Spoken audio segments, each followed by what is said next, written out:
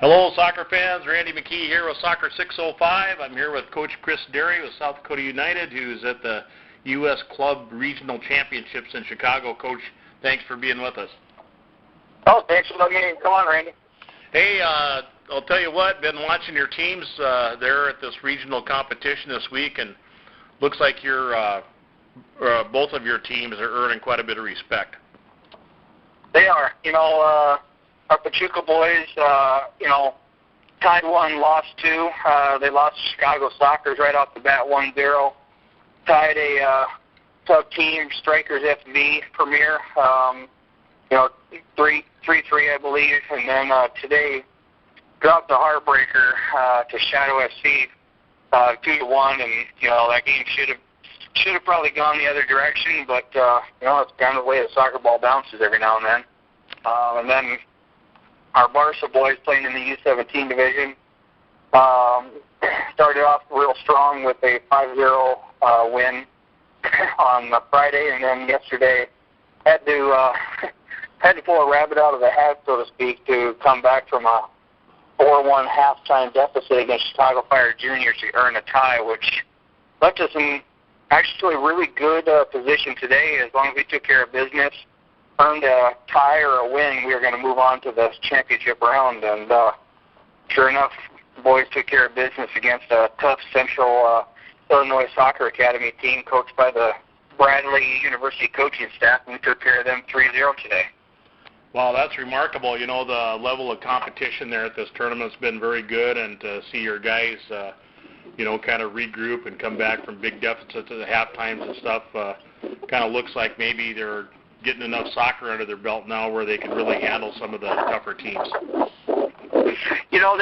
They have the boys this weekend have really come together and decided they want to play the way that I've seen them play in the past, and the way a lot of people have expected to see them play. And I think we've gotten some nice looks here from some different coaches who never get to see us, and had a lot of coaches come up and compliment the way the boys play, and talking about first time they've ever seen a South Dakota team play, and they like the way we move the ball, and of course the way we're scoring goals right now. They really like the way we attack. So I think it's been really good. I've enjoyed being out here. This is new ground for us. We've never been in this competition, and coming out here and showing this well the first time, I'm just tickled to death with the boys. Well, tomorrow you've got a pretty big challenge coming up with Real Cerezo. When you take a look at what both teams have done on paper, you both turned in 7 tournament points. You're both 2 wins and a tie. Yeah, very similar on goals scored and goals against. Looks like, at least on paper, an extremely difficult match for both teams. Yeah, we got to watch them a little bit today. They were actually playing right after us on a different field, and we went down to watch. We weren't sure if we were going to end up playing them or Missouri Rush, because they both had a chance of moving on to play us. So we watched both teams, and after watching Missouri and them, they were definitely the tougher, more attack-oriented team, and they like to move the ball around. They're very technical, and the hard part for us tomorrow is just going to be not switching with what we've been doing. We're going to stick with the success that we have, and if they put us under pressure, I think that the part for the boys is going to be just sticking to what we know how to do, and that's going to be the test for me as a coach and for the boys as a team. Well, if you were talking to if I was talking to their coach right now, he'd probably be saying about the exact same thing about your team too. I mean, obviously both teams know how to score goals. Both teams have a pretty stingy defense, and I know in talking with you earlier in the week, you've been really proud of your guys on the back line and your keeper. Yeah, the defenders, we're talking about scoring a lot of goals, and the way we've been playing this weekend, all of our attack has started with Bryn and net, and then our defense, which is a little different look than it has been in the past. But it's being anchored by Derek Brenner, and then Lyle Lehman is back from his knee injury. So Derek and Lyle in the center have been just taking care of business and making sure that we don't put ourselves in any dangerous positions. And Matt DeBoer on the outside has been his typical prototypical self, being physical and hard and doing a good job of shutting down attacks. And we've actually brought in a couple kids to play with us for this tournament from Yankton, Chipper and Alex Weisler. And tell you what, Chipper and Weisler both play for Yankton, both play with Derek Brenner, both play defense for Yankton. Part of that Yankton high school championship team, and they've done a really good job of helping cut down the other corner for us. And having those guys back there has just really made our job in the attack a heck of a lot easier, because Garrett and Jordy and the rest of the boys know they just got to find the opening so they can get a pass and then turn on the jets, and away we go forward. And, on the other end of the pitch, it's kind of like for you, the usual suspects. I keep hearing all the same names, Belhaj, Henderson, Pokop, all those guys, and who've been so reliable and dependable for you over the years.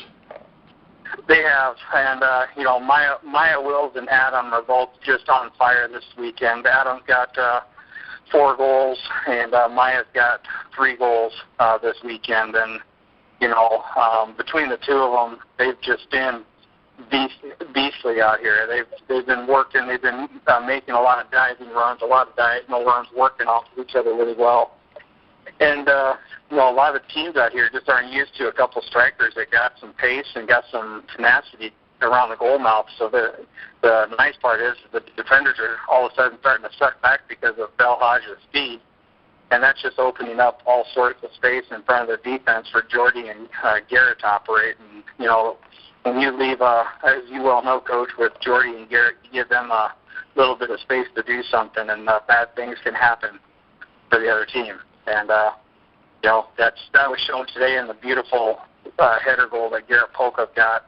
Nice diving run from the far post, and Adam put a ball across the face of goal, and Garrett came in and just whipped it in like you see it on TV, and it was just a beautiful, beautiful goal. And again, that was the result of Maya and Adam and their tenacity up front.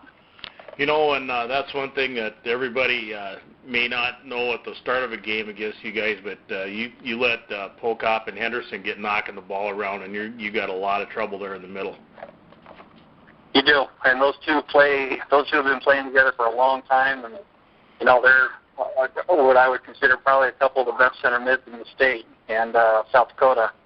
And the two of them together, they work off of each other really well. It's kind of like, you got your bulldog, and then you got your greyhound, and you take your pick on which one's which on any given day. And they've been doing their thing out here, and overall it's been an overall great effort from those boys.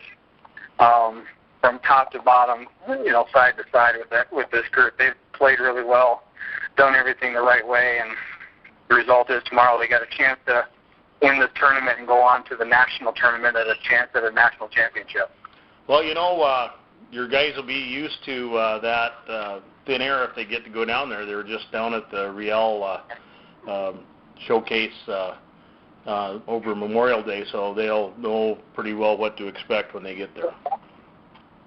Yeah, no, they're pretty pumped right now. We just had a little team dinner here, and boys are all kind of relaxing a little bit, watching the shellacking going on TV right now with Spain and Brazil. And they're all in the right mindset, and they're all excited. They want to go back to Denver. They like playing down there. We like playing down there.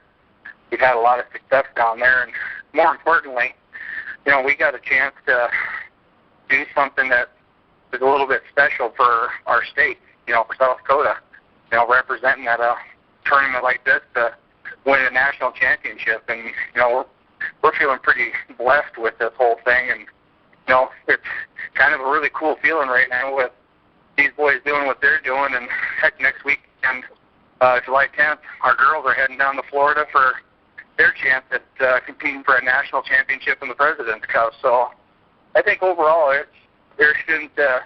I've got plenty to smile about, and if you can see me right now, I got a smile from ear to ear. Well, there's no doubt about that, and Hopefully you and I will be on the phone tomorrow talking about, what it feels like to send your second team this year to a national championship. If nothing else, so let's get together and just kind of have a recap on what happened this year with your teams and what you have left to finish out between now and high school season. Sounds like a plan.